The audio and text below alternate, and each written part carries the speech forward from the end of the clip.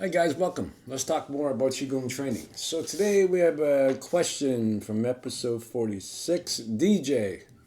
Hey DJ, okay, Sifu, you have always mentioned consistency with post training. I have been trying to be consistent with about 40 to 45 minutes of post training daily. There are some days, however, where I'm not able to commit to the full 45 minutes that I aim to get. Is there a minimum time to practice on the days where I can't commit to the 45 minutes? That still helps me maintain my progress. Okay. Is it okay to miss a day or two per week? Looking forward to your thoughts. All right. Well, first thing is 40 45 minutes a day. That's really good because in modern times, right? And I've noticed most students are not consistent and they won't stand 40 to 45 minutes a day. That's common in traditional times, but not nowadays. So what you're doing, what I'm trying to say is you should really give yourself a pat in the back. That's really rare nowadays. Good job. Really good job. Second thing is minimum time.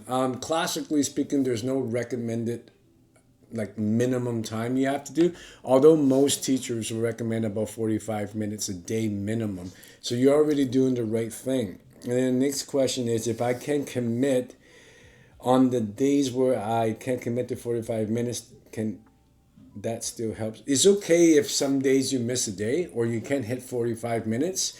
If you're really busy, don't give yourself a lot of grief if you miss a day or two. I mean, try your best to be consistent. Try your best to stand at least 45 minutes.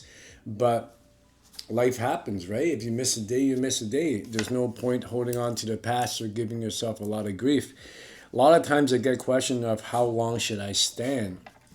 For health, 45 minutes a day is what I usually recommend. And people will fuss over whether it's 1 hour, 45 minutes, or 30 minutes, but look at it like you're boiling a pot of soup, right? Let's say it takes 20 minutes to boil it. I'm just randomly giving a number. Big pot of soup, it takes 20 minutes. If you boil it for 20 minutes, the soup boils. It's cooked. If you broke it down to, say, 10 sessions of 2 minutes, then the soup will never boil. So it's the same thing. It's better to stand for 45 minutes straight than to break it down to 25 minutes in the morning and 20 minutes at night. So it's that kind of logic, right? So the fact that you're standing 45 minutes a day in one stretch, that's really, really good. For students that only have sometimes 10 minutes to practice, and I do have a lot of students that ask that. Sometimes, usually they practice 45 minutes a day, but maybe on a Saturday or something, they have some family obligation events going on, and they say, Sifu, on that particular day, I only have 10 or 15 minutes to practice. In a circumstance like that, when the time frame is so small, I usually recommend movement practice, moving Qigong instead of post training. Because for most people, it'll take a while to get into that space. So 10 minutes is really too short. So I hope that helps you. But what I'm saying is really generalized, right? Because remember one time I was talking to my Sifu, and I knew when he was working in the hospital as a Qigong doctor in China, he was post-training or doing Qigong practice spread out throughout the day about minimum 4 hours a day. But now that he's retired, when I met him, he was already retired. And I asked him, I was like, Sifu, how much do you stand a day now? And he said, about half an hour a day. And I asked, well, I thought you were supposed to practice 4 hours a day, and you're only practicing half an hour a day now. And he laughed and he said, look, if you stand about 3 hours a day, and he was pointing at me, right? He goes, I can get the same amount done in half an hour. And I ponder on that for a very long time, and it makes perfect sense. So time is really relative depending on the level you're at. Because let's say it takes me 10 minutes just to be present, and then another 10 minutes just to find my joints and stack it up, and another 10 minutes just to open up the inside of my body, and another 10 minutes just to open up my pores, and another 10 minutes just to sense the field. So let's say that's 40 minutes. Someone at my Sifu's level, he can probably open all four within 5 minutes.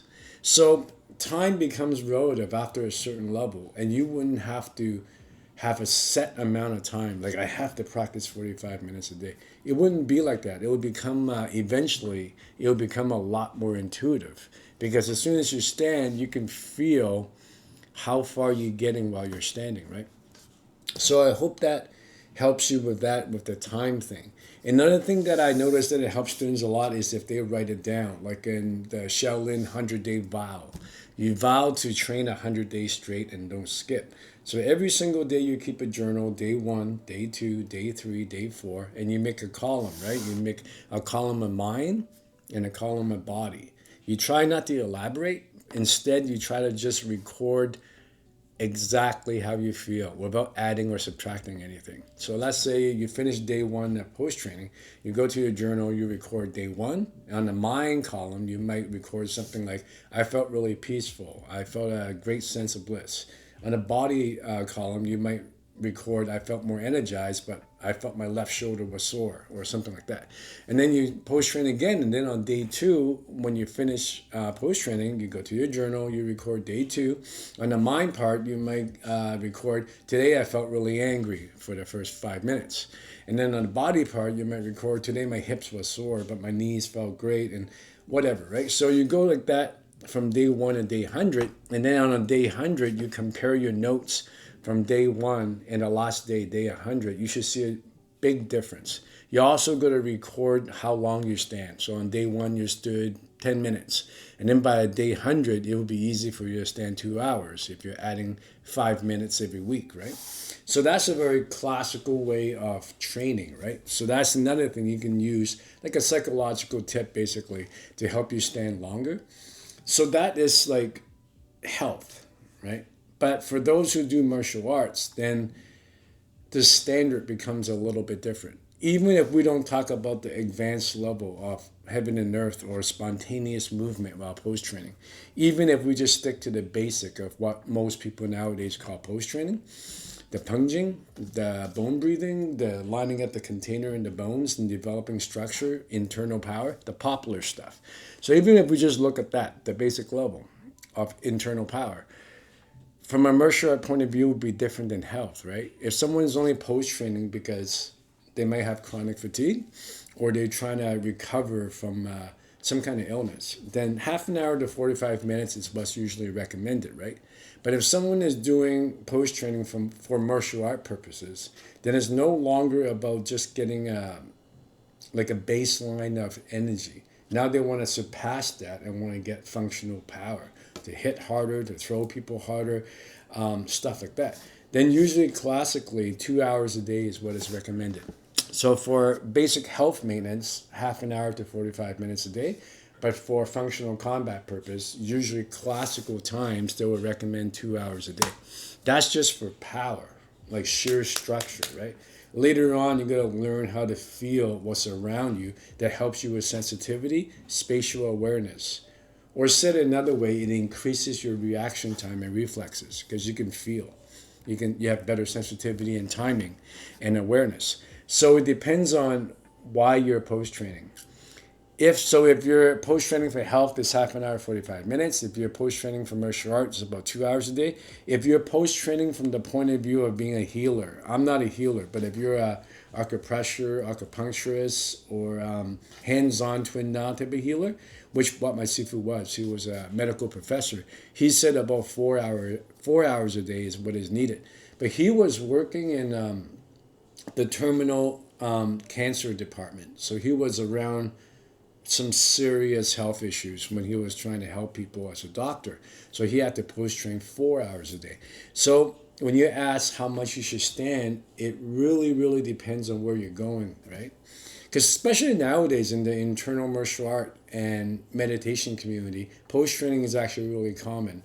Not the advanced level of spontaneous movement, but the basic level of holding a container. That's very, very common.